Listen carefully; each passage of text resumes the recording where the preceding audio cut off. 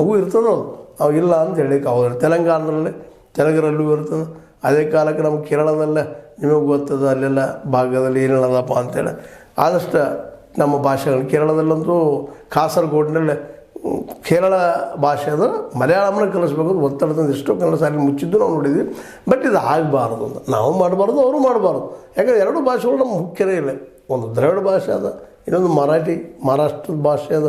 ಇವೆಲ್ಲನೂ ಉಳ್ಕೊಂಡು ಹೋಗ್ಬೇಕು, ಜೊತೆಗೆ ನಾವು ಅವ್ರ ಜೊತೆಗೆ ಪ್ರೀತಿ ವಿಶ್ವಾಸ ಬದುಕಬೇಕು ಅನ್ನುವಂಥದ್ದು.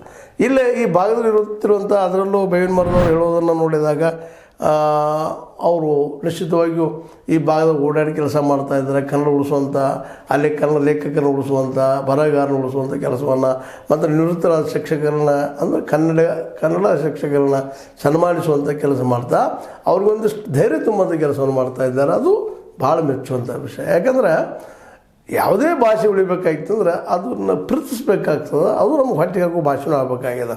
ಯಾಕೆಂದರೆ ಮತ್ತು ಮೆಂದರೆ ಯಾಕೆ ಮಾತನ್ನು ಹೇಳ್ತಾ ಇರ್ತೀವಪ್ಪ ಅಂದರೆ ಯಾವುದೇ ಭಾಷೆ ಉಳಿಬೇಕಾಗಿತ್ತು ಅಂದರೆ ಕೇವಲ ನಾವು ಪ್ರೀತಿಯಿಂದ ಒಂದೇ ಉಳಿದಿಲ್ಲ, ಪ್ರೀತಿಯಿಂದ ಬೇಕು ಆ ಮಾತು ಬೇರೆ. ಆದರೆ ಭಾಷೆ ನಮಗೆ ಹೊಟ್ಟೆ ಹಾಕುವಂಥ ಬದುಕಿಸುವಂಥ ಕೆಲಸ ಮಾಡಬೇಕಾಗ್ತದೆ ರೀ. ಆ ದಿಶೆಯಲ್ಲೇ ನಮ್ಮ ಕನ್ನಡದ ಪ್ರೀತಿದಿಂದ ನಮ್ಮ ಸಿದ್ದರಾಮಯ್ಯನವರು ಈ ಸಲ ಒಂದು ಸ್ವಲ್ಪ ಒಳ್ಳೆ ಕೆಲಸ ಮಾಡ್ತಾಯಿದ್ದಾರೆ ಅಂತೇಳಿ ನಮ್ಮ ಏನಪ್ಪ ಅಂತಂದ್ರೆ ಈ ಸೋಮಣ್ಣ ಬೇವಿನ ಮರದವರ ಮಾತುಗಳಿಂದ ವ್ಯಕ್ತ ಆಗ್ತಾ ಇರ್ತದೆ. ಮಹಾರಾಷ್ಟ್ರ ಗಡಿಗಳಲ್ಲಿರುವ ಕನ್ನಡಿಗರ ಸಮಸ್ಯೆಗಳ ಬಗ್ಗೆ ನನಗೆ ಅರಿವಿದೆ. ಅವುಗಳನ್ನು ಹಂತ ಹಂತವಾಗಿ ಬಗೆಹರಿಸಲು ಸರ್ಕಾರದ ಮಟ್ಟದಲ್ಲಿ ಪ್ರಾಮಾಣಿಕ ಪ್ರಯತ್ನ ಮಾಡುತ್ತೇನೆ ಅಂತೇಳಿ ಅವ್ರು ಮಾತಾಡ್ತಾ ಏನೇನು ಮಾಡಿದರು ಏನಿಲ್ಲ ಅನ್ನೋದನ್ನು ಸಹಿತ ಅವ್ರು ವಿವರಣೆ ಕೊಡೋದು ಹೋಗ್ತಾ ಇದ್ದಾರೆ.